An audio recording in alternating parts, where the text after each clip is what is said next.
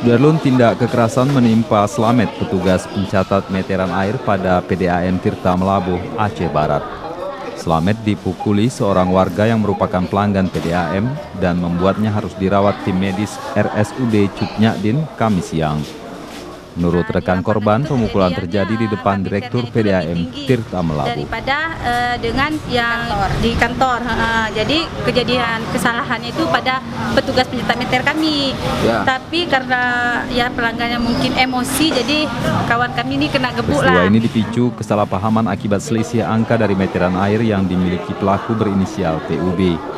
Pelaku yang diduga emosi kemudian memukul Slamet.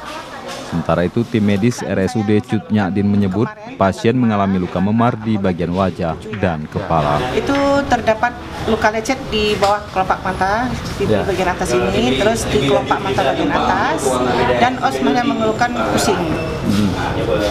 Nah, kepalanya di bagian belakang sebelah kiri, itu bengkak tidak ada, hanya terasa sakit.